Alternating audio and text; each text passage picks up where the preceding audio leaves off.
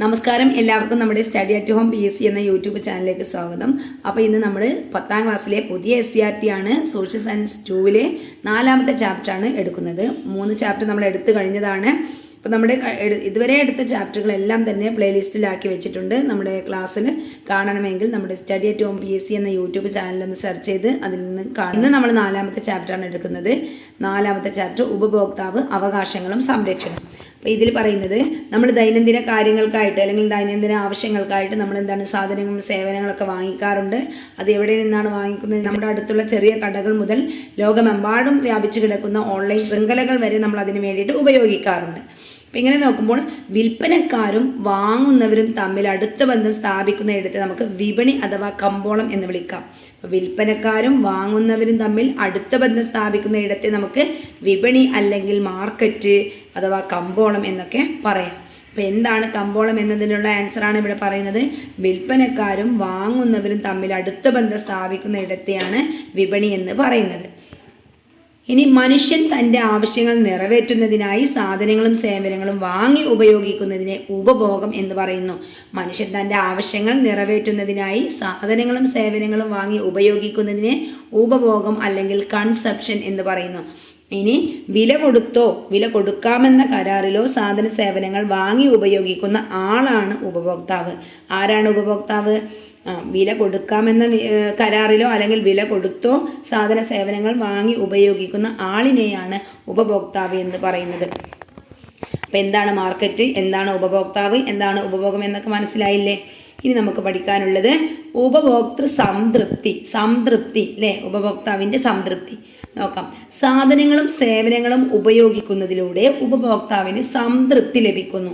എന്താണ് സംതൃപ്തി? നമുക്കൊരു സാധനം നമ്മൾ വാങ്ങി ഉപയോഗിക്കുമ്പോൾ നമുക്ക് ഇഷ്ടപ്പെട്ടതാണെങ്കിൽ നമുക്ക് അതിൽ നിന്നും സംതൃപ്തി ലഭിക്കും അല്ലെ, കൂടുതൽ സംതൃപ്തി ലഭിക്കും. നമുക്ക് സംതൃപ്തി ലഭിക്കുന്നുണ്ട്, നമുക്ക് ഒന്നുകൂടി ഇഷ്ടപ്പെട്ടതാണെങ്കിൽ എന്ത് ചെയ്യും? കൂടുതൽ സംതൃപ്തി ലഭിക്കും. അപ്പോൾ സാധനങ്ങളും സേവനങ്ങളും ഉപയോഗിക്കുന്നതിലൂടെ ഉപഭോക്താവിന് സംതൃപ്തി ലഭിക്കുന്നു. ഉപഭോക്താവിന്റെ സംതൃപ്തിയാണ് എല്ലാ സാമ്പത്തിക പ്രവർത്തനങ്ങളുടെയും പ്രധാന ലക്ഷ്യം. എല്ലാ സാമ്പത്തിക പ്രവർത്തനങ്ങളുടെയും പ്രധാന ലക്ഷ്യം എന്താണ്? ഉപഭോക്താവിന്റെ സംതൃപ്തിയാണ്. ഉപഭോക്താവിന്റെ സംതൃപ്തിക്ക് വേണ്ടിയിട്ടാണ് എല്ലാ സാമ്പത്തിക പ്രവർത്തനങ്ങളും നടത്തുന്നത്. സംതൃപ്തി എന്നത് വ്യക്തിഗതവും ഓരോരുത്തരുടെയും മാനസികാവസ്ഥയെ ആശ്രയിച്ചുമാണ് ഇരിക്കുന്നത്. അപ്പൊ സംതൃപ്തി എന്നത് എന്താണ്? എല്ലാവരിലും ഒരേ സംതൃപ്തി തന്നെ ലഭിക്കണമെന്നില്ല. ഒരു വസ്തു ഉപയോഗിക്കുമ്പോൾ എല്ലാവരിലും എന്താണ് ഒരേ സംതൃപ്തി ലഭിക്കണമെന്നില്ല. ഓരോ വ്യക്തികൾക്കും അനുസരിച്ച് അവരുടെ മാനസിക അവസ്ഥയെയും ആശ്രയിച്ച് എന്താണ് ഈ സംതൃപ്തിയുടെ അളവ് കൂടി കുറഞ്ഞൊക്കെ ഇരിക്കും. അപ്പോൾ ഒരു ഉദാഹരണം പറയുകയാണെങ്കിൽ രണ്ട് വ്യക്തികൾ ആപ്പിൾ പർച്ചേസ് ചെയ്യുന്നു. രണ്ട് വ്യക്തികളും അത് ഉപയോഗിച്ചാൽ അവർക്ക് രണ്ട് വ്യക്തികൾക്കും ഒരുപോലെയുള്ള സംതൃപ്തിയാവില്ല ലഭിക്കുക. ഒരാൾക്ക് ചിലപ്പോൾ കൂടുതൽ ഇഷ്ടപ്പെട്ടിട്ടുണ്ടാവാം, ഒരാൾക്ക് അത്ര അങ്ങ് ഇഷ്ടപ്പെട്ടിട്ടുണ്ടാവില്ല. അപ്പോൾ രണ്ടാൾക്ക് എന്താണ് കിട്ടുന്ന സംതൃപ്തിയുടെ അളവ് അല്ലെങ്കിൽ അവർക്ക് കിട്ടുന്ന സംതൃപ്തി എന്താണ് വ്യത്യസ്തമാണ്. ഇനി അതേപോലെ തന്നെ അവരുടെ മാനസികാവസ്ഥയെയും അത് ആശ്രയിച്ചിരിക്കും.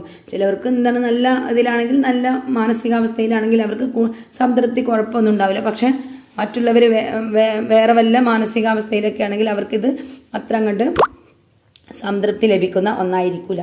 അപ്പോൾ വ്യക്തികളെയും അവരുടെ മാനസികാവസ്ഥയെയും ഒക്കെ ആശ്രയിച്ചിരിക്കും ഒരു വസ്തുവിന്റെ സംതൃപ്തി എന്ന് പറയുന്നത്. അപ്പോൾ സംതൃപ്തി എന്നത് വ്യക്തിഗതവും ഓരോരുത്തരുടെയും മാനസികാവസ്ഥയും ആശ്രയിച്ചിരിക്കുന്നതിനാലും ഇത് ഗണിതപരമായി അളക്കുക പ്രയാസമാണ്. എന്നാൽ സംതൃപ്തിയിൽ ഉണ്ടാകുന്ന ഗതിവിഗതികൾ അറിയണമെങ്കിൽ അത് നാം തിട്ടപ്പെടുത്തേണ്ടതുണ്ട് അല്ലെ. അതിന്റെ ഗതിവിഗതികൾ എന്ന് പറഞ്ഞാൽ അതിൽ നിന്നും കിട്ടുന്ന ഏറ്റക്കുറച്ചിലുകൾ അറിയണമെങ്കിൽ നാം അത് തിട്ടപ്പെടുത്തേണ്ടതുണ്ട്. അപ്പൊ ഇങ്ങനെ തിട്ടപ്പെടുത്താനുള്ള ആദ്യ ശ്രമം നടത്തിയത് ആൽഫ്രഡ് മാർഷൽ എന്ന സാമ്പത്തിക ശാസ്ത്രജ്ഞനാണ്. അപ്പൊ അത് വളരെ ഇമ്പോർട്ടൻ്റ് ആയിട്ടുള്ളൊരു പോയിന്റ് ആണ്. ആൽഫ്രഡ് മാർഷലാണ് ഇങ്ങനെ ഇതിന്റെ ഗതിവിഗതികൾ തിട്ടപ്പെടുത്തുന്നതിനുള്ള ആദ്യ ശ്രമം നടത്തിയത്. ഉപഭോഗം വഴി ലഭിക്കുന്ന സംതൃപ്തിയെ സാധന സേവനങ്ങളുടെ ഉപയുക്തതയായി കണക്കാക്കാം. ഉപഭോഗം വഴി ലഭിക്കുന്ന സംതൃപ്തിയെ സാധന സേവനങ്ങളുടെ ഉപയുക്തതയായി കണക്കാക്കാം. അപ്പൊ നമുക്ക് കിട്ടുന്ന ആ സംതൃപ്തിയെ നമ്മൾ ഉപയുക്തതയായിട്ട് കണക്കാക്കുന്നു. ഇനി എന്താണ് യൂട്ടിലിറ്റി അല്ലെങ്കിൽ ഉപയുക്തത എന്ന് നോക്കാം. ഒരു വസ്തു ഉപഭോഗം ചെയ്യുമ്പോൾ അതിൽ നിന്ന് ലഭിക്കുന്ന സംതൃപ്തിയെ ഉപയുക്തത എന്ന് പറയുന്നു. ഒരു വസ്തു ഉപഭോഗം ചെയ്യുമ്പോൾ എന്താണ് അതിൽ നിന്ന് നമുക്കൊരു സംതൃപ്തി കിട്ടുന്നു എന്ന് പറയുന്നു. ആ സംതൃപ്തിയെ തന്നെയാണ് നമ്മൾ ഉപയുക്തത എന്ന് പറയുന്നത്. ഈ ഉപയുക്തതയെ നമുക്ക് യൂട്ടിൽസ് എന്ന യൂണിറ്റ് ഉപയോഗിച്ച് അളക്കാം. അപ്പോൾ ഉപയുക്തതയുടെ യൂണിറ്റ് എന്താണ്? യൂട്ടിൽസ്. അപ്പോൾ ഉപയുക്തതയെ നമുക്ക് യൂട്ടിൽസ് എന്ന യൂണിറ്റ് ഉപയോഗിച്ചിട്ട് അളക്കാം. സാധന സേവനങ്ങളുടെ ഉപഭോഗത്തിലൂടെ ഉപഭോക്താവിന് ലഭിക്കുന്ന സംതൃപ്തിയെ എണ്ണൽ സംഖ്യ ഉപയോഗിച്ച് തിട്ടപ്പെടുത്താൻ കഴിയുമെന്ന് കാർഡിനൽ ഉപയുക്തതാവാദത്തിൽ പറയുന്നു.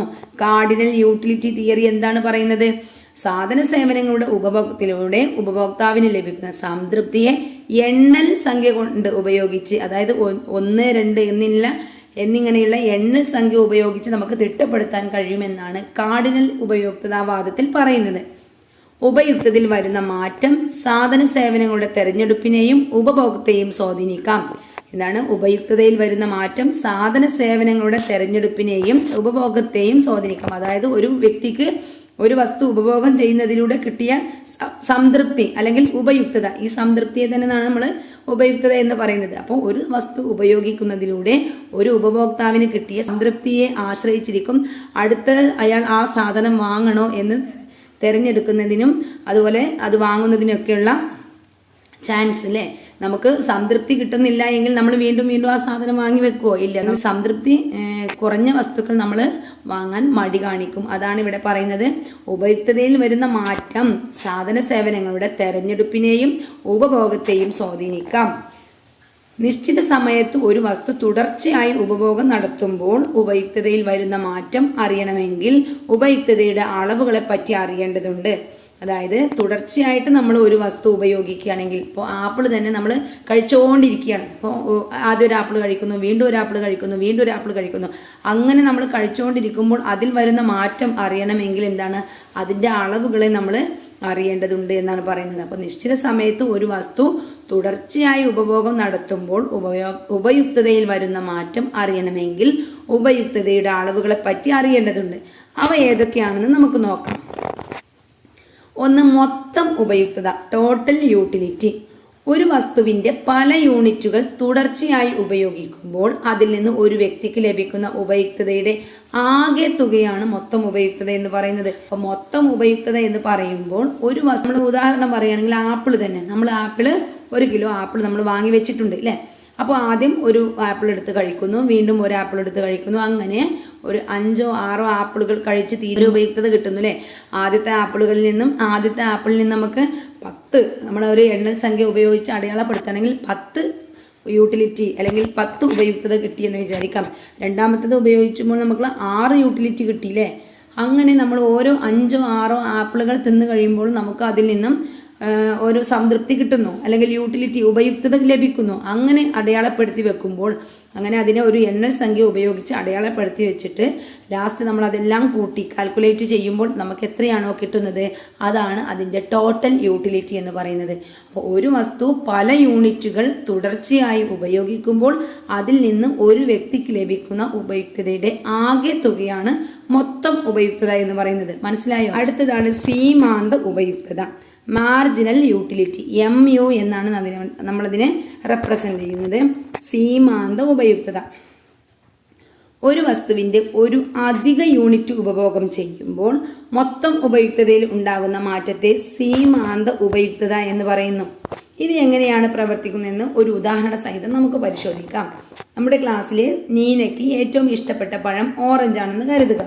അവൾക്ക് നിങ്ങൾ ഓരോ ഓറഞ്ചായി കഴിക്കാൻ കൊടുക്കുന്നു എന്ന് സങ്കല്പിക്കാം. ഒന്നാമത്തെ ഓറഞ്ച് കഴിക്കുമ്പോൾ അവൾക്ക് വലിയ സംതൃപ്തി ആയിരിക്കും ലഭിക്കുക.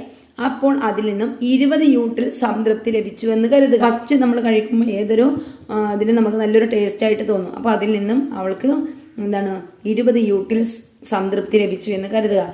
നീനക്ക് രണ്ടാമതായി ഒരു ഓറഞ്ച് കൂടി കഴിക്കാൻ കൊടുക്കുന്നു. അതിൽ നിന്നും ആദ്യത്തേതിന്റെ അത്ര സംതൃപ്തി സാധാരണഗതിയിൽ ലഭിക്കണമെന്നില്ല. അതായത് ഫസ്റ്റ് നമ്മൾ കഴിക്കുമ്പോൾ കിട്ടിയ അതേ സംതൃപ്തി തന്നെ രണ്ടാമത് കഴിക്കുമ്പോൾ നമുക്ക് കിട്ടണമെന്നില്ല. അതിൽ നിന്നും കുറച്ച് കുറഞ്ഞ് ആയിട്ടാണ് അനുഭവപ്പെടുക. അപ്പോൾ രണ്ടാമത്തെ ഓറഞ്ചിൽ നിന്ന് 18 യൂട്ടിൽ സംതൃപ്തി ലഭിക്കുന്നു. അപ്പോൾ ആദ്യത്തേതിൽ നിന്നും 20 കിട്ടിയത്.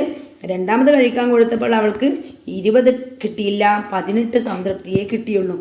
അങ്ങനെ 2 ഓറഞ്ചുകളിൽ നിന്നുമായി ലഭിച്ച മൊത്തം സംതൃപ്തി 38 യൂട്ടിൽസ് ആണ് അല്ലേ. ആദ്യത്തെ 20ഉം അടുത്ത 18ഉം കൂടി കൂട്ടിയപ്പോൾ 38 യൂട്ടിൽസ് ആണ് കിട്ടിയത്. അതായത് രണ്ടാമത്തെ ഓറഞ്ചിന്റെ ഉപഭോഗത്തിലൂടെ ലഭിച്ച 18 യൂട്ടിൽസ് ആണ് അവിടെ സീമാന്ത ഉപയുക്തത എന്ന് പറയുന്നത്. അപ്പോൾ ഒരു വസ്തുവിൻ്റെ തന്നെ അധിക യൂണിറ്റ് ഉപയോഗിച്ചപ്പോൾ കിട്ടിയ ആ ഒരു എന്താണ് യൂട്ടിൽസിനെയാണ് നമ്മൾ സീമാന്ത ഉപയുക്തത എന്ന് പറയുന്നത്. അപ്പോൾ ആദ്യത്തേത് കഴിച്ചപ്പോൾ 20 കിട്ടിയത്, രണ്ടാമത്തെ കഴിച്ചപ്പോൾ 18 കിട്ടിയത് അല്ലേ. അതിൻ്റെ ഒരു അളവ് കൂടി കഴിച്ചപ്പോൾ എത്രയാണ്? 18 കിട്ടിയത്.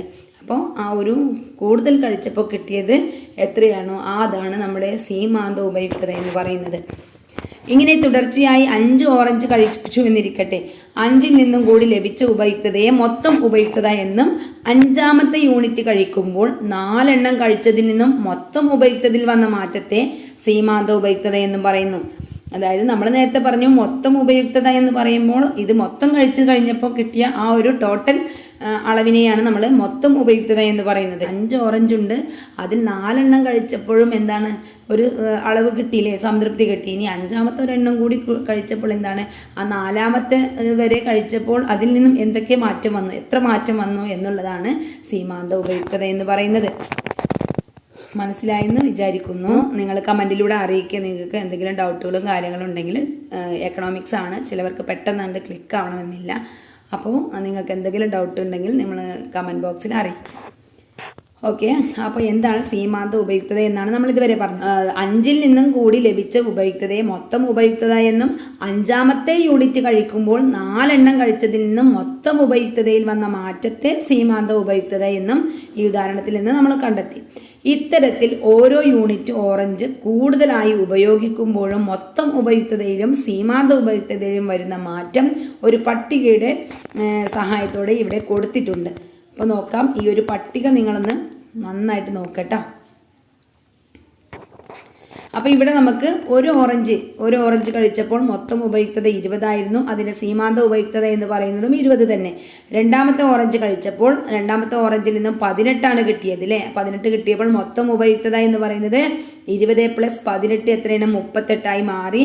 ആ സീമാന്ത ഉപയുക്തത എന്ന് പറയുന്നത് ആ രണ്ടാമതായിട്ട് കഴിച്ചപ്പോൾ കിട്ടിയിട്ടുള്ള ആ ഉപയുക്തതയാണ് സീമാന്ത ഉപയുക്തതയായിട്ട് നമ്മൾ കണക്കാക്കുന്നത്. ഇനി 3 എണ്ണം കഴിച്ചപ്പോൾ 20, ആദ്യത്തേതിൽ നിന്നും 20, പിന്നത്തേതിൽ നിന്ന് 18, അടുത്തത് 15 കിട്ടി. അങ്ങനെ 3 കൂടി കൂട്ടിയല്ല 53 ഉപയുക്തതയാണ് കിട്ടിയത്. അപ്പം മൊത്തം ഉപയുക്തത എന്ന് പറയുന്നത് 53. എന്നാൽ സീമാന്ത ഉപയുക്തത എന്ന് പറയുമ്പോൾ എത്രയാണ്? ആദ്യത്തെ 2 എണ്ണം കഴിച്ചപ്പോഴിൽ നിന്നും വ്യത്യസ്തമായിട്ട് 3ാമത്തത് കഴിച്ചപ്പോൾ എത്രയാണോ കിട്ടിയത് അതാണ് സീമാന്ത ഉപയുക്തത എന്ന് പറയുന്നത്. അപ്പം 3ാമത്തത് കഴിച്ചപ്പോഴുള്ള സീമാന്ത ഉപയുക്തത എന്ന് പറയുന്നത് 15. അങ്ങനെ ഈ ഒരു പട്ടിക നോക്കുമ്പോൾ നമുക്ക് കാണാൻ കഴിയും എന്താണ് അല്ലേ, സീമാന്ത ഉപയുക്തത കുറഞ്ഞു വരുന്നു അല്ലേ. മൊത്തം ഉപയുക്തതയിൽ മാറ്റമുണ്ട് അല്ലേ, കൂടി വരുന്നു. മൊത്തം ഉപയുക്തത കൂടി വരുന്നു, സീമാന്ത ഉപയുക്തത കുറഞ്ഞു വരുന്നു. ഇനി ഇതിൻ്റെ ഒരു 6ാമത്തെ ഓറഞ്ച് കഴിക്കുമ്പോൾ എന്താണ് ആ ഒരു മൊത്തം ഉപയുക്തതയിൽ മാറ്റങ്ങളൊന്നും സംഭവിക്കുന്നില്ല അല്ലേ. 5ാമത്തെ ഓറഞ്ച് കഴിച്ചപ്പോഴും 6ാമത്തെ ഓറഞ്ച് കഴിച്ചപ്പോഴും അവർക്ക് എന്താണ് ഒരേ ഉപയുക്തതയാണ് കിട്ടിയത്. കാരണം അതിൻ്റെ മാക്സിമം എത്തിയത്, അവർക്ക് കിട്ടിയ സംതൃപ്തിയുടെ മാക്സിമം എത്തി. ഇനി അങ്ങോട്ട് പോവില്ല അല്ലേ. ഇപ്പോൾ നമ്മൾ ബിരിയാണിയൊക്കെ കഴിക്കുമ്പോൾ എന്താണ് ഫസ്റ്റ് നമുക്ക് നല്ലോണം അങ്ങോട്ട് കഴിക്കൂലേ. നമ്മൾ ഫസ്റ്റൊക്കെ ആദ്യം കുറേയൊക്കെ കഴിച്ചു, പിന്നെ നമുക്ക് കുറച്ച് പോകും, പിന്നെ നമ്മളെ വയറ് ഫുള്ളായി പരമാവധിയിലെത്തിയില്ലേ. അതുപോലെ നമ്മൾ കണക്കാക്കുകയാണ്. 5 ഓറഞ്ച് കഴിച്ചപ്പോൾ 5ാമത്തെ ഓറഞ്ച് കഴിച്ചപ്പോൾ 67 മൊത്തം ഉപയുക്തത കിട്ടി. അതിൻ്റെ സീമാന്ത ഉപയുക്തത 4 ആയിരുന്നു. എന്നാൽ 6ാമതൊരു ഓറഞ്ച് കൂടി കൊടുത്തുല്ലേ കഴിക്കാൻ, അപ്പോഴും എന്താണ് 67 തന്നെയാണ് കിട്ടിയത്. അതിൻ്റെ സീമാന്ത ഉപയുക്തത എന്ന് പറയുന്നത് 0 ആണ്, 0. കാരണം എന്താണ് അതിൻ്റെ പരമാവധിയിലെത്തി. അവർക്ക് അതിൻ്റെ സംതൃപ്തി, അതിൽ നിന്നും കിട്ടുന്ന ടേസ്റ്റ് അല്ലെങ്കിൽ ആ സംതൃപ്തി എന്താണ് പരമാവധിയിലെത്തി. അതാണ് അവിടെ 0 ആയി കാണിക്കുന്നത്. സീമാന്ത ഉപയുക്തത 0 ആയി. വീണ്ടും ഒരു ഓറഞ്ച് കൂടി കഴിച്ചപ്പോഴെന്താണ് മൊത്തം ഉപയുക്തത കുറഞ്ഞു. മൊത്തം ഉപയുക്തതയിൽ കുറവ് വന്നു, 64 കുറഞ്ഞു. അതുപോലെ തന്നെ സീമാന്ത ഉപയുക്തത എന്തായി? മൈനസായി മാറി. 0 കഴിഞ്ഞപ്പോൾ വീണ്ടും പിന്നെ കഴിച്ചപ്പോൾ എന്താണ് അത് മൈനസിലേക്ക് പോയി. അതുപോലെ തന്നെ 8ാമത് കഴിച്ചപ്പോൾ വീണ്ടും മൊത്തം ഉപയുക്തത 57 കുറഞ്ഞു. അതിൻ്റെ സീമാന്ത ഉപയുക്തത എന്ന് പറയുന്നത് -7 കുറഞ്ഞു. അപ്പോൾ മൊത്തം ഉപയുക്തതയിൽ എന്താണ് ആദ്യം മൊത്തം ഉപയുക്തത കൂടുന്നു, സീമാന്ത ഉപയുക്തത കുറയുന്നു.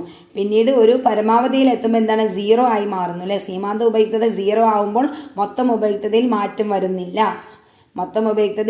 വരുന്നില്ല. അതുപോലെ എന്താണ് മൊത്തം ഉപയുക്തത കുറഞ്ഞു വരുമ്പോൾ സീമാന്ത ഉപയുക്തത മൈനസിലേക്ക് അല്ലെങ്കിൽ നെഗറ്റീവ് ആകുന്നു എന്ന് നമുക്ക് ഇതിൽ നിന്ന് കണ്ടെത്താം.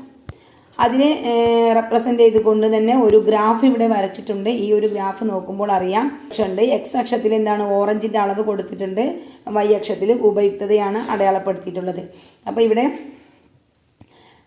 നീല കൊടുത്തിട്ടുള്ളത് എന്താണ് സീമാന്ത ഉപയുക്തതയും ഓറഞ്ച് കൊടുത്തിട്ടുള്ളത് മൊത്തം ഉപയുക്തതയുമാണ് കൊടുത്തിട്ടുള്ളത്. ഇവിടെ നമുക്ക് കാണിക്കാം അല്ലേ. ഒരു 1 എന്നുള്ളതിൻ്റെ നേരെ നമുക്ക് എന്താണ് 20, 1 എന്നതിൻ്റെ നേരെ നമ്മൾ അതായത് ഒരു ഓറഞ്ച് കഴിക്കുമ്പോൾ നമുക്ക് ഉപയുക്തത എത്രയാണ് 20 കിട്ടിയത്. രണ്ടാമത്തെ ഓറഞ്ച് കഴിച്ചപ്പോൾ നമുക്ക് 38 ടോട്ടൽ ഉപയുക്തത എന്ന് പറയുന്നത് 38ഉം അതിൻ്റെ സീമാന്ത ഉപയുക്തത എന്ന് പറയുന്നത് 20ന് കുറച്ച് താഴേക്കായിട്ട് 18 അടയാളപ്പെടുത്തിയിട്ടുണ്ട് അല്ലേ. അപ്പോൾ മൊത്തം ഉപയുക്തത കൂടുമ്പോൾ സീമാന്ത ഉപയുക്തത കുറയുന്നു. അങ്ങനെ മൂന്നാമത്തേത് കഴിക്കുമ്പോൾ എത്രയാണ് നമുക്ക് കിട്ടിയത് 53 ആയിരുന്നു അല്ലേ. അതുപോലെ തന്നെ സീമാന്ത ഉപയുക്തതയിലും എന്താണ് കുറവ് വന്നിട്ടുണ്ട്.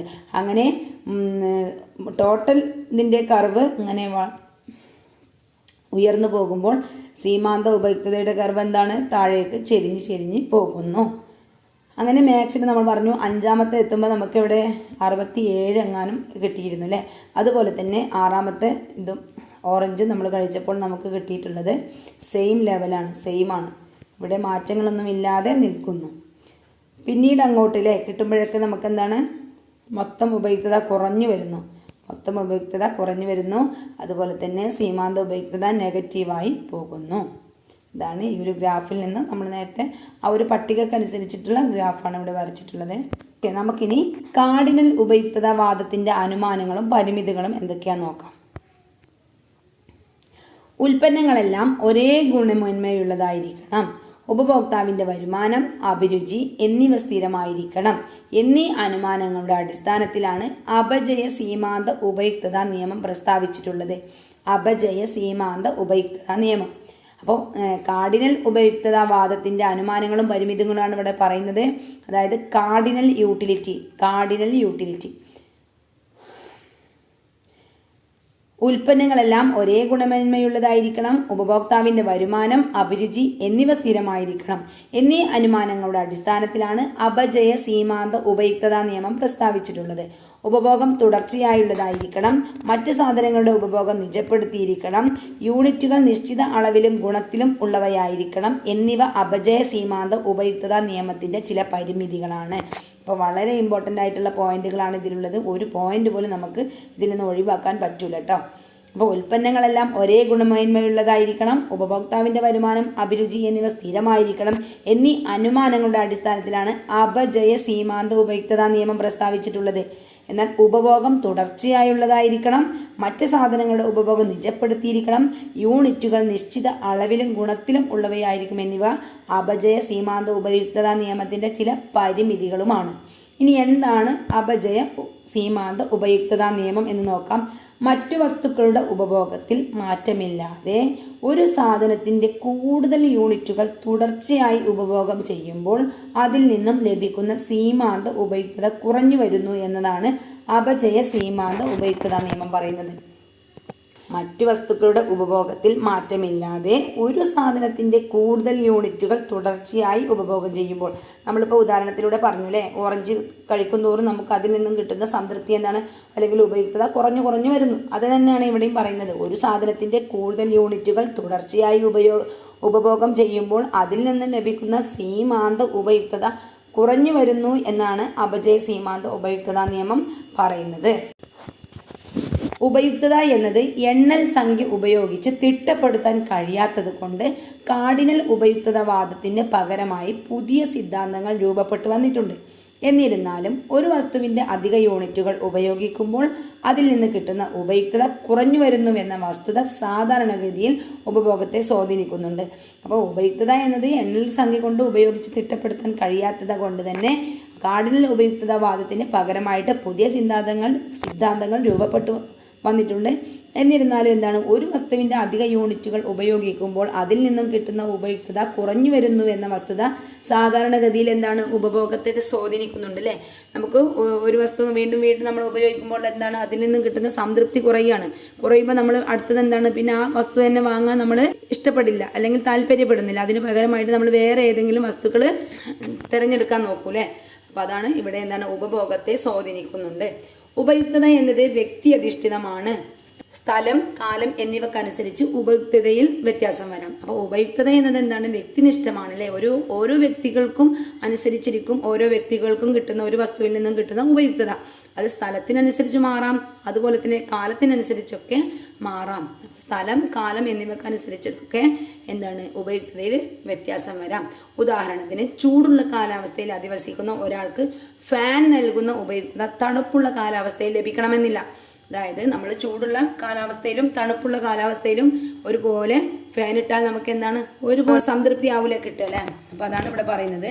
അപ്പോൾ സ്ഥലത്തിനനുസരിച്ചും കാലത്തിനനുസരിച്ച് എന്താണ്, ഓരോ വസ്തുവിൽ നിന്നും ലഭിക്കുന്ന ഉപയുക്തത വ്യത്യസ്തമായിരിക്കും. ഏതൊരു ഉപഭോക്താവും ഏറ്റവും കൂടുതൽ ഉപയുക്തത പ്രദാനം ചെയ്യപ്പെടുന്ന സാധന സേവനങ്ങൾ തിരഞ്ഞെടുക്കുവാനാണ് താല്പര്യപ്പെടുക. അപ്പം ഏതൊരു ഉപഭോക്താവും എന്താണ്, ഏറ്റവും കൂടുതൽ നമുക്ക് ഉപയുക്തത പ്രദാനം ചെയ്യപ്പെടുന്ന വസ്തുക്കൾ ഏതാണോ അതാണ് നമ്മൾ തിരഞ്ഞെടുക്കാൻ താല്പര്യപ്പെടുന്നത്. എന്നാൽ വസ്തുക്കളുടെ വില, ഉപഭോക്താവിന്റെ വരുമാനം എന്നിവ പലപ്പോഴും സാധന സേവനങ്ങളുടെ തിരഞ്ഞെടുപ്പിനെ സ്വാധീനിക്കാറുണ്ട്. പറയുന്നത് എന്താണ്, നമ്മുടെ വരുമാനം എന്താണ് നമ്മുടെ ഈ ഉപയുക്തതയെ സ്വാധീനിക്കുന്നുണ്ട് അല്ലേ. നമുക്ക് കൂടുതൽ ഉപയുക്തത കിട്ടുന്ന സാധനമാണ് എന്ന് വെച്ചിട്ട് ചിലപ്പോൾ നമുക്ക് അത് വാങ്ങാനുള്ള വരുമാനം നമ്മുടെ കയ്യിലില്ലാതെ വരും. അപ്പോൾ അത് നമ്മൾ വാങ്ങൂല അല്ലേ. അപ്പോൾ ഉപഭോക്താവിൻ്റെ വസ്തുക്കളുടെ വിലയും ഉപഭോക്താവിൻ്റെ വരുമാനവും ഒക്കെ എന്താണ്, സാധന സേവനങ്ങളുടെ തിരഞ്ഞെടുപ്പിനെ സ്വാധീനിക്കാറുണ്ട്. ഗുണമേന്മയുള്ള സാധന സേവനങ്ങൾ മിതമായ നിരക്കിലും കൃത്യമായ അളവിലും ലഭ്യമാകണമെന്നാണ് ഏതൊരു ഉപഭോക്താവും ആഗ്രഹിക്കുന്നത്. അത് ഉപഭോക്താവിൻ്റെ ഒരു അവകാശവുമാണ്. ഇനി നമുക്ക് ഉപയുക്തതയും ഉപയോഗ്യതയും എന്താണ് നോക്കാം. ഉപയുക്തതയും ഉപയോഗ്യതയും അതായത് യൂട്ടിലിറ്റി ആൻഡ് യൂസ്ഫുൾനെസ് ആണ്. നിത്യജീവിതത്തിൽ നാം ഉപയോഗിക്കുന്ന എല്ലാ സാധന സേവനങ്ങൾക്കും ഉപയുക്തതയുണ്ട്. നിത്യജീവിതത്തിൽ നമ്മൾ ഉപയോഗിക്കുന്ന എല്ലാ സാധന സേവനങ്ങൾക്കും എന്താണ്, ഒരു ഉപയുക്തത ഉണ്ടെന്ന് പറയുമ്പോൾ അതൊക്കെ നമ്മൾ ഉപയോഗിക്കുമ്പോൾ നമുക്ക് അതിൽ നിന്ന് ഒരു സംതൃപ്തി കിട്ടുന്നുണ്ട് എന്നാണ്. എന്നാൽ അവയെല്ലാം ഉപയോഗപ്രദമാവണമെന്നില്ല. ഉദാഹരണമായിട്ട് സിഗരറ്റ് വലിക്കുന്ന ഒരാൾക്ക് അതിൽ നിന്നും ഉപയുക്തത ലഭിക്കുന്നുണ്ട്. പക്ഷേ നമുക്ക് അറിയാവുന്നത് പോലെ സിഗരറ്റ് എന്നത് ഉപയോഗപ്രദമായ ഒരു വസ്തുവല്ല. മാത്രവുമല്ല അതിൻ്റെ ഉപയോഗം ആരോഗ്യത്തിന് ഹാനികരവുമാണ്. ഉപയുക്തതയിൽ നൈതികതയ്ക്ക് പ്രസക്തിയില്ല. അടുത്തതാണ് ഉപഭോക്താവിൻ്റെ അവകാശങ്ങളും സംരക്ഷണവും, കൺസ്യൂമർ റൈറ്റ്സ് ആൻഡ് പ്രൊട്ടക്ഷൻ. അപ്പോൾ ഉപഭോക്താവിൻ്റെ അവകാശങ്ങളും അവ എങ്ങനെയൊക്കെയാണ് സംരക്ഷിക്കാമെന്നതും വിശദമാക്കുന്നതിന് മുമ്പ് സാധനങ്ങളുടെ വിവിധ തരങ്ങൾ എന്താണെന്ന് നമുക്ക് പരിചയപ്പെടാം. വിവിധ തരം സാധന സേവനങ്ങളും അവയുടെ പ്രത്യേകതകളും താഴെ കൊടുത്തിരിക്കുന്നു. ഉചിതമായ ഉദാഹരണങ്ങൾ കൂട്ടിച്ചേർത്തിട്ട് നമുക്ക് ആ പട്ടിക പൂർത്തിയാക്കിയിട്ട് നോക്കാം. അപ്പോൾ വിവിധ തരം സാധനങ്ങൾ. ഒന്ന്, സൗജന്യ സാധനങ്ങൾ, ഫ്രീ ഗുഡ്സ്. എന്താണ് അതിൻ്റെ പ്രത്യേകത? പ്രകൃതിയിൽ ധാരാളമായിട്ടുള്ളവയും എല്ലാവർക്കും ലഭ്യമായവയുമായ വസ്തുക്കളാണ് സൗജന്യ സാധനങ്ങൾ. ഇവ സൗജന്യമായി ലഭിക്കുന്നവയാണ്. ഇവക്ക് വില നൽകേണ്ടതില്ല. അപ്പോൾ പ്രകൃതിയിൽ നിന്ന് ധാരാളമായിട്ടുള്ളവയും എല്ലാവർക്കും ലഭ്യമായവയുമായ വസ്തുക്കളാണ് സൗജന്യ വസ്തുക്കൾ. ഇവ സൗജന്യമായി ലഭിക്കുന്നവയാണ്. ഇവക്ക് വില നൽകേണ്ടവയില്ല. അപ്പോൾ ഇതിന് ഉദാഹരണങ്ങൾ ഇവിടെ എഴുതേണ്ടത് എന്തൊക്കെയാണ്? നമുക്ക് പ്രകൃതിയിൽ നിന്ന് കിട്ടുന്നല്ലേ, സൂര്യപ്രകാശം, വായു, ഇവയെല്ലാം നമുക്ക് സൗജന്യമായി കിട്ടുന്നവയാണ്. അവർക്ക് നമ്മൾ വില നൽകേണ്ടതില്ല. ഇനി അടുത്തത് വരുന്നത് ഇക്കണോമിക് സാധനങ്ങൾ, ഇക്കണോമിക് ഗുഡ്സ്. വില കൊടുത്തു വാങ്ങി ഉപയോഗിക്കുന്ന വസ്തുക്കളാണിവ. ഇക്കണോമിക് സാധനങ്ങൾ പലപ്പോഴും നിർമ്മിക്കപ്പെടുന്നതോ പ്രകൃതിയിൽ നിന്ന് ശേഖരിക്കപ്പെടുന്നതോ ആകാം. അപ്പോൾ വില കൊടുത്ത് വാങ്ങി ഉപയോഗിക്കുന്ന വസ്തുക്കളാണ് ഇക്കണോമിക് സാധനങ്ങൾ. ഇക്കണോമിക് സാധനങ്ങൾ പലപ്പോഴും നിർമ്മിക്കപ്പെടുന്നതോ പ്രകൃതിയിൽ നിന്ന് ശേഖരിക്കപ്പെടുന്നതോ ആകാം. അപ്പോൾ ഇവക്ക് ഉദാഹരണങ്ങളാണ് ധാതുക്കൾ, വസ്ത്രങ്ങൾ എന്നിവ ഇവക്ക് ഉദാഹരണമാണ്. അടുത്തതാണ് ഉപഭോഗ സാധനങ്ങൾ, കൺസ്യൂമർ ഗുഡ്സ്. ജനങ്ങൾ തങ്ങളുടെ ആവശ്യങ്ങളും ലക്ഷ്യങ്ങളും നിറവേറ്റുന്നതിനായി അന്തിമമായി ഉപയോഗിക്കുന്ന ഉൽപ്പന്നങ്ങളാണ് ഉപഭോഗ വസ്തുക്കൾ. വിലയെ അടിസ്ഥാനമാക്കി ക്രയവിക്രയം നടത്തുന്ന ഇവ ഉൽപാദന പ്രക്രിയക്ക് വീണ്ടും വിധേയമാകാത്തവയാണ്. അപ്പോൾ എന്താണ് ഉപഭോഗ സാധനങ്ങൾ എന്ന് പറഞ്ഞാൽ? ജനങ്ങൾ തങ്ങളുടെ ആവശ്യങ്ങളും ലക്ഷ്യങ്ങളും നിറവേറ്റുന്നതിനായി അന്തിമമായി ഉപയോഗിക്കുന്ന ഉൽപ്പന്നങ്ങളാണ് ഉപഭോഗ വസ്തുക്കൾ. വിലയെ അടിസ്ഥാനമാക്കി ക്രയവിക്രയം നടത്തുന്ന ഇവ ഉൽപാദന പ്രക്രിയക്ക് വീണ്ടും വിധേയമാകാത്തവയാണ്. അപ്പോൾ ഇവയ്ക്ക് എന്താണ് ഉദാഹരണങ്ങൾ? ഇതിന് ഉദാഹരണമായിട്ട് നമുക്ക് വീട്ടിലെ ഉപകരണങ്ങളൊക്കെ ഉൾപ്പെടുത്താൻ കഴിയും അല്ലേ, ഉപഭോഗ സാധനങ്ങളാണല്ലോ. ഇനി അടുത്തതാണ് മൂലധന സാധനങ്ങൾ, ക്യാപിറ്റൽ ഗുഡ്സ്. മറ്റു ഉൽപ്പന്നങ്ങളും സേവനങ്ങളും ഉൽപ്പാദിപ്പിക്കാനായി നിർമ്മിക്കപ്പെട്ട സാധനങ്ങളാണിവ. മൂലധന സാധനങ്ങൾ ഉൽപാദന പ്രക്രിയയെ സഹായിക്കുന്നതോടൊപ്പം ചിലപ്പോൾ ഉപഭോഗ സാധനങ്ങളായും ഉപയോഗിക്കാറുണ്ട്. അങ്ങനെ ഉപയോഗിക്കുമ്പോൾ അവ മൂലധന സാധനങ്ങളാവില്ല. അപ്പം മറ്റു ഉൽപ്പന്നങ്ങളും സേവനങ്ങളും ഉൽപ്പാദിപ്പിക്കാനായി നിർമ്മിക്കപ്പെട്ട സാധനങ്ങളാണ് മൂലധന സാധനങ്ങൾ. മൂലധന സാധനങ്ങൾ ഉൽപാദന പ്രക്രിയയെ സഹായിക്കുന്നതോടൊപ്പം ചിലപ്പോൾ ഉപഭോഗ സാധനങ്ങളായും ഉപയോഗിക്കാറുണ്ട്. അങ്ങനെ ഉപയോഗിക്കുമ്പോൾ എന്താണ്, അവ മൂലധന സാധനങ്ങളാവില്ല. അപ്പോൾ അതിന് ഉദാഹരണങ്ങൾ എന്തൊക്കെയാണ്? വാഹനങ്ങൾ, ഫാക്ടറികൾ, ഇതൊക്കെ നമുക്ക് ആ ഒരു മൂലധന സാധനങ്ങളിൽ ഉൾപ്പെടുത്താൻ കഴിയും. ഇനി അടുത്തത് ഈട് നിൽക്കുന്ന സാധനങ്ങൾ. ഈട് നിൽക്കുന്ന സാധനങ്ങൾ എന്താണ്? ഡ്യൂറബിൾ ഗുഡ്സ് എന്താണെന്ന് നോക്കാം. ദീർഘകാലത്തേക്ക് ഉപയോഗിക്കാൻ കഴിയുന്ന വസ്തുക്കളാണ് ഈട് നിൽക്കുന്ന സാധനങ്ങൾ. ഇവ വീണ്ടും ഉപയോഗിക്കാൻ കഴിയുന്നവയായിരിക്കും. ഇപ്പോൾ നമ്മുടെ വീട്, മേശ, അങ്ങനെയുള്ള സാധനങ്ങളൊക്കെ നമുക്ക് അത്തരത്തിൽ ഈട് നിൽക്കുന്ന സാധനങ്ങളാണ് അല്ലേ, വീണ്ടും വീണ്ടും ഉപയോഗിക്കാൻ കഴിയുന്നവയാണ്. ഇനി ഈട് നിൽക്കാത്ത സാധനങ്ങൾ എന്തൊക്കെയാണ്? കുറച്ച് കാലത്തേക്ക് മാത്രം ഉപയോഗിക്കാൻ കഴിയുന്ന വസ്തുക്കളാണ് ഈട് നിൽക്കാത്ത സാധനങ്ങൾ. പച്ചക്കറികൾ, പാല്, ഇങ്ങനെയുള്ള ഭക്ഷണ സാധനങ്ങളൊക്കെ നമുക്ക് ഈട് നിൽക്കാത്ത സാധനങ്ങളിൽ ഉൾപ്പെടുത്താൻ കഴിയും. അപ്പോൾ വിവിധ തരം സാധനങ്ങളാണ് നമ്മളിവിടെ പരിചയപ്പെട്ടത്. നമ്മൾ ഏതെല്ലാം കാറ്റഗറിയിലാണ് ഉൾപ്പെടുന്നതെന്ന് പരിചയപ്പെട്ടു. ഇവയൊക്കെ വാങ്ങാൻ നാം പലപ്പോഴും കമ്പോളങ്ങളിൽ പോകാറുണ്ട്. കമ്പോളങ്ങളിൽ നിന്നും സാധനങ്ങൾ വാങ്ങുമ്പോൾ ഒരു ഉപഭോക്താവ് എന്ന നിലയിൽ നാം എന്തെല്ലാം കാര്യങ്ങൾ ശ്രദ്ധിക്കണം? ഒന്നാമതായിട്ട് നമ്മൾ ശ്രദ്ധിക്കേണ്ട കാര്യം എന്താണ്? ഉൽപ്പന്നങ്ങളുടെ ഗുണമേന്മ അല്ലേ, ഉൽപ്പന്നങ്ങളുടെ ഗുണമേന്മ ശ്രദ്ധിക്കണം. രണ്ടാമതായിട്ട് എന്താണ്? ഉപയോഗിക്കാൻ കഴിയുന്ന പരമാവധി കാലയളവിലെ എക്സ്പയറി ഡേറ്റ് നമ്മൾ നോക്കേണ്ടതുണ്ട്. അതുപോലെ നമ്മൾ അതിന് നോക്കണം ക്വാണ്ടിറ്റിയിൽ, നമ്മൾ കൊടുക്കുന്ന കാശിന് അനുസരിച്ച് സാധനം അതിലുണ്ടോ എന്നുള്ളത് നോക്കണം. അതുപോലെ തന്നെ അതിൻ്റെ വില നോക്കണം. അപ്പോൾ ഇതൊക്കെ നമ്മൾ ഒരു ഉപഭോക്താവ് എന്ന നിലയിൽ നമ്മൾ കാര്യങ്ങളൊക്കെ ഒന്ന് ശ്രദ്ധിക്കേണ്ടതാണ്.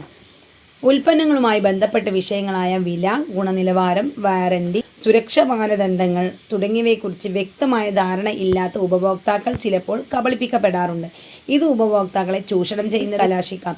ഇത്തരം ചൂഷണങ്ങൾ ഒഴിവാക്കണമെങ്കിൽ സാധന സേവനങ്ങളുമായി ബന്ധപ്പെട്ട അടിസ്ഥാനപരമായ പല കാര്യങ്ങളും നാം അറിഞ്ഞിരിക്കേണ്ടതുണ്ട്. സാധന സേവനങ്ങൾ വാങ്ങുമ്പോൾ അതിൻ്റെ ബില്ല് ലഭിക്കേണ്ടത് ഉപഭോക്താവിൻ്റെ അവകാശമാണ്. അപ്പോൾ നമ്മൾ ഒരു സാധനം വാങ്ങുമ്പോൾ എന്താണ്, അതിൻ്റെ ബില്ല് നമ്മൾ ചോദിച്ച് വാങ്ങേണ്ടതാണ്. അത് നമ്മുടെ അവകാശമാണ്. സാധന സേവനങ്ങൾ വാങ്ങുമ്പോൾ അതിൻ്റെ ബില്ല് ലഭിക്കേണ്ടത് ഉപഭോക്താവിൻ്റെ അവകാശമാണ്. ബില്ലിൽ GST നമ്പർ ഉണ്ടോ എന്ന് ഉറപ്പുവരുത്തണം. അപ്പോൾ ബില്ലിൽ കിട്ടിയാൽ മാത്രം പോരാ, എന്ത് ചെയ്യണം? ബില്ലിൽ GST നമ്പർ ഉണ്ടോ എന്ന് ഉറപ്പുവരുത്തണം. ഇല്ലെങ്കിൽ കബളിപ്പിക്കപ്പെട്ടേക്കാം. ബില്ല് വാങ്ങുന്നതിലൂടെ ഉപഭോക്തൃ അവകാശം സംരക്ഷിക്കുന്നതോടൊപ്പം ഒരു സാമൂഹിക പ്രതിബദ്ധത ഉറപ്പാക്കുകയും കൂടിയാണ് ചെയ്യുന്നത്. അപ്പോൾ നമ്മൾ ബില്ല് വാങ്ങുന്നതിലൂടെ എന്താണ്? ഉപഭോക്തൃ അവകാശം സംരക്ഷിക്കപ്പെടുന്നതോടൊപ്പം തന്നെ ഒരു സാമൂഹിക പ്രതിബദ്ധത ഉറപ്പാക്കുകയും കൂടിയാണ് നമ്മൾ ചെയ്യുന്നത്. ഇനി എന്താണ് GST എന്നുള്ളത് നോക്കാം. ചരക്ക് സേവന നികുതി, goods and service tax, GST. അപ്പോൾ ഇത് വളരെ ഇമ്പോർട്ടൻ്റ് ആയിട്ടുള്ളതാണ്. ഇതൊക്കെ സ്റ്റേറ്റ്മെൻ്റ് ആയിട്ട് ചോദിക്കാൻ പറ്റിയ പോയിന്റ്സുകളാണ് ഇതിലുള്ളത്. നന്നായിട്ട് തന്നെ ശ്രദ്ധിച്ച് പഠിക്കട്ടോ. അപ്പോൾ ഭരണഘടനയുടെ 101 ഭേദഗതി നടപ്പാക്കുന്നതിൻ്റെ ഭാഗമായി 2017 ജൂലൈ 1 ഇന്ത്യയിൽ GST നിലവിൽ വന്നത്. ഭരണഘടനയുടെ 101 ഭേദഗതിയാണ്. അതുപോലെ 2017 ജൂലൈ 1 ഇന്ത്യയിൽ GST നിലവിൽ വന്നിട്ടുള്ളത്. പലതരത്തിലുള്ള നികുതികൾ ഒന്നാക്കി ഒരു രാജ്യം ഒരു നികുതി, അതിൻ്റെ ആശയമാണ് കേട്ടോ, ഒരു രാജ്യം ഒരു നികുതി എന്ന ആശയത്തിലൂടെ സമ്പദ് വ്യവസ്ഥ സുതാര്യമാക്കുകയാണ് GSTയുടെ ലക്ഷ്യം. GSTയിൽ 5%, 12%, 18%, 28% എന്നിങ്ങനെ പല നിരകളുണ്ട്. ഇതൊക്കെ PSCക്ക് ചോദിച്ചിട്ടുള്ളതാണ്. ഇതേപോലത്തെ ഈ ഒരു അളവുകളൊക്കെ 5%, 12%, 18%, 28% എന്നിങ്ങനെ GSTയിൽ പല നിരക്കുകളുണ്ട്. GSTയിൽ നിന്നും ഒഴിവാക്കിയ ഉൽപ്പന്നങ്ങളുമുണ്ട്. GSTയുടെ ഘടന താഴെ പറയുന്ന പ്രകാരമാണ്. നാം നൽകുന്ന GSTയുടെ 50% സംസ്ഥാന സർക്കാരിനും 50% കേന്ദ്ര സർക്കാരിനും ലഭിക്കുന്നു. അപ്പം 50% സംസ്ഥാന സർക്കാരിനും 50% കേന്ദ്ര സർക്കാരിനുമാണ് നാം നൽകുന്ന GSTയുടെ വിഹിതം ലഭിക്കുന്നത്.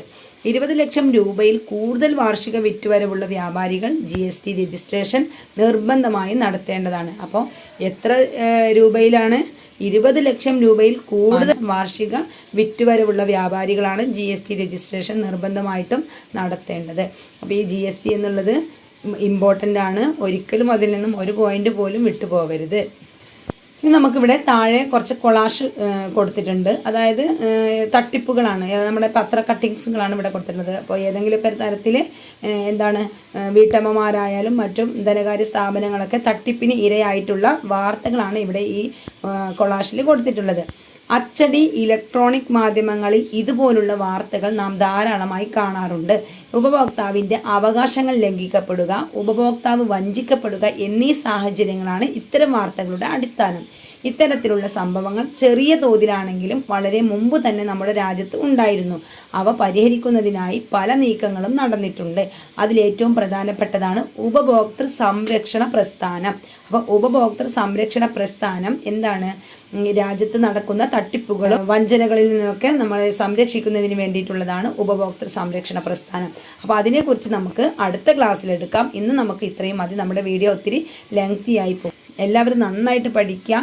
ഒരു പോയിന്റ് പോലും നമുക്ക് കളയാനില്ല. ഇപ്പോഴത്തെ പുതിയ SCRTകളിൽ ഒരു പോയിന്റ് പോലും നമുക്ക് ഒഴിവാക്കാൻ പറ്റിയതല്ല. അതുകൊണ്ടാണ് ഞാൻ ഇത്രയും നല്ലപോലെ തന്നെ ക്ലാസ് എടുത്തു പോകുന്നത്. ഓക്കെ, അടുത്ത ക്ലാസ്സിൽ വീണ്ടും കാണാം. താങ്ക്